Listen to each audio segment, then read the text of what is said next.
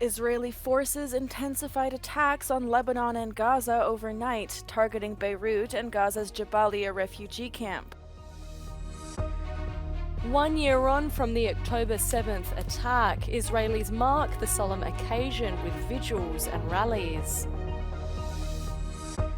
Nobel Prize in Medicine honors 2 Americans for discovery of microRNA, a fundamental principle governing how gene activity is regulated.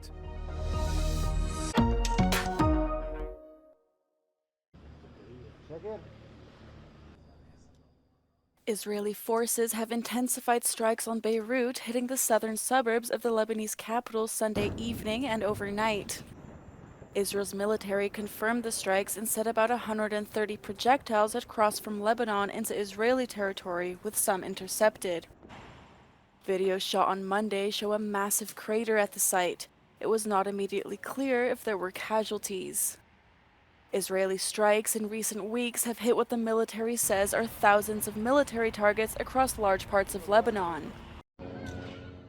Meanwhile, the Israeli military carried out intense bombardment on the Jabalia refugee camp in the north of Gaza on Monday morning, issuing new evacuation orders to people across northern Gaza. This follows multiple strikes and a new ground offensive launched on Sunday amid claims that Hamas was rebuilding its operational capabilities in the area, 1 year into Israel's massive military campaign on the enclave. The Israel Defense Forces said it carried out attacks on Hamas across Gaza as projectiles were fired from Gaza in the early hours of Monday. The year-long offensive against Hamas, one of the deadliest and most destructive in recent history, has killed at least 41,000 people and left much of the area in ruins. Rebuilding may take decades.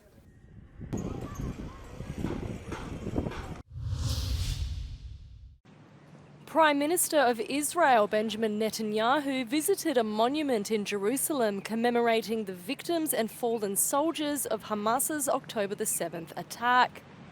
It comes as Israelis across the country mark a year since the brutal attack that kicked off the Israel-Hamas war.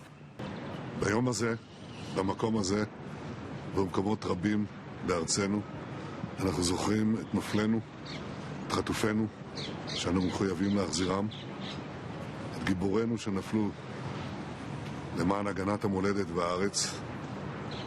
עברנו טבח נורא לפני שנה, ואנו קמנו כעם, כאריות. Earlier in the day, over 350 people attended the site of the Nova Music Festival in southern Israel. They listened to the last song that rung out before hundreds of friends and family members were gunned down or taken hostage by Hamas.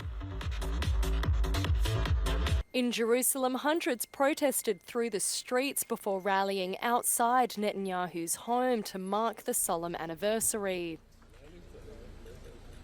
אני רוצה להבטיח לכל 101 חטופים בשם כולנו, כל עם ישראל, שלא נפסיק להילחם, לא נפסיק להשמיע את הקול שלהם, לא נפסיק להתעקש על הדבר הערכי והמוסרי והבסיסי ביותר, שהם יחזרו הביתה בשלום כמה שיותר מהר.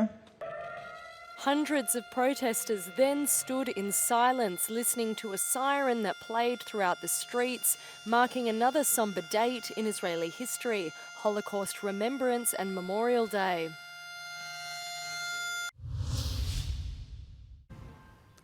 One year after the October 7 attack, which resulted in 1,200 people killed and 251 taken hostage, Israel's army chief has said that it has defeated the military wing of Hamas and continued to combat its terrorist capabilities.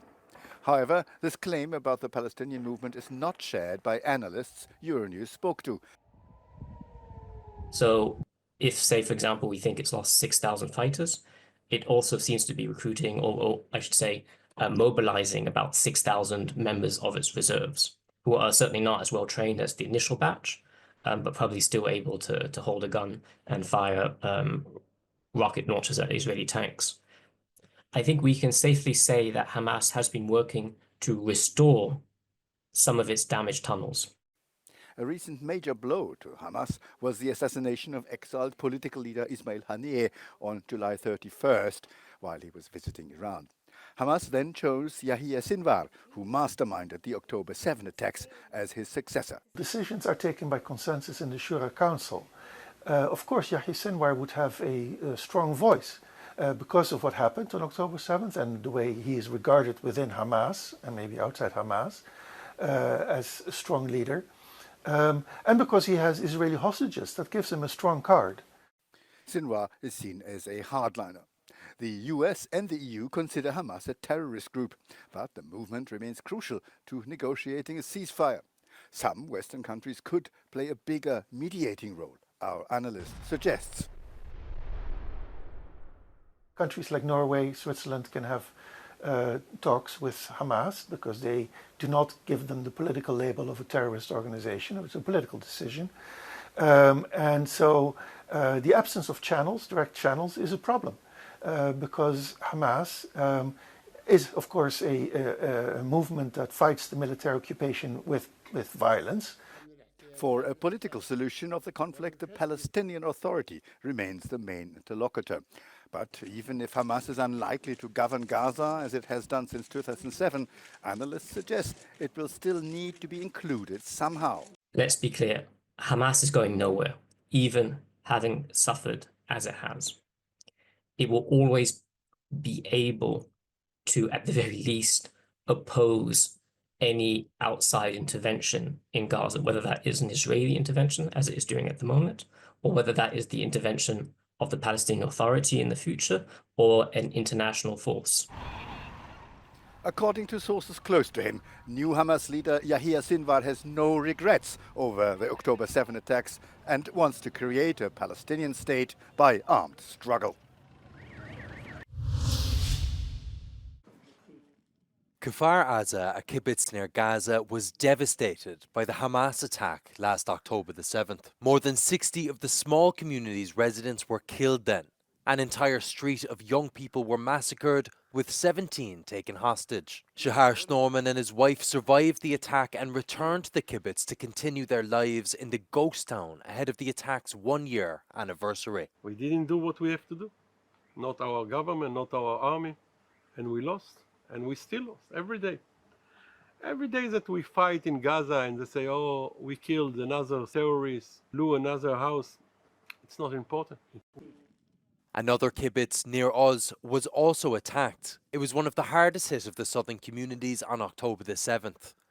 117 out of its 400 residents were either killed or kidnapped. You can see it's a burning house. Yeah. In the faraway one, couple was getting murdered, and in this one, a family of 5 staying alive. They're staying alive? Yeah, it's just a matter of Russian roulette in the end.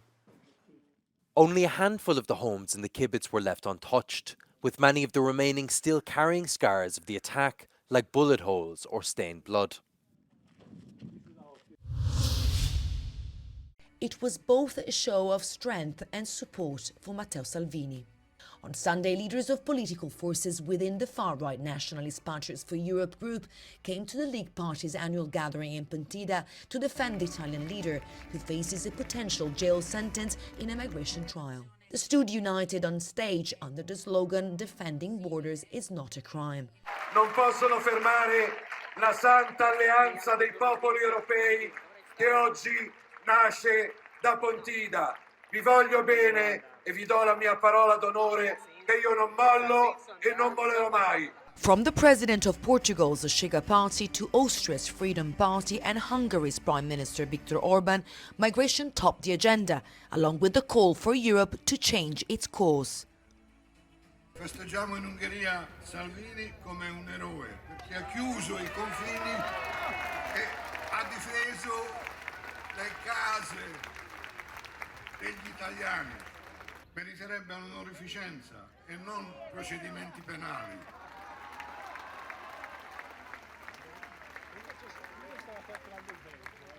Matteo Salvini is using this event to raise his profile and gain support after Italian prosecutors requested a 6-year jail sentence for refusing to disembark 147 migrants when he was Interior Minister in 2019. Matteo Salvini launched a petition in his defense, which has garnered around 100,000 signatures so far, with more expected to be collected today.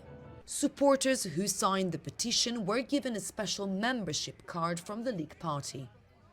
Servono a fare in modo che gli italiani capiscono cosa vogliono fare con quelle persone qua che vengono in Italia, cosa che vogliono fare. Io dico, è un'invasione, non è un'invasione, però è un momento critico e Salvini ha fatto quello che doveva fare e l'ha fatto anche benissimo. Whether or not Salvini's support for Patriots for Europe, the third largest group in the EU Parliament, could distance him from ECR President and coalition partner Prime Minister Giorgia Meloni is too early to say. Giorgia Orlandi for Euronews in Pontida.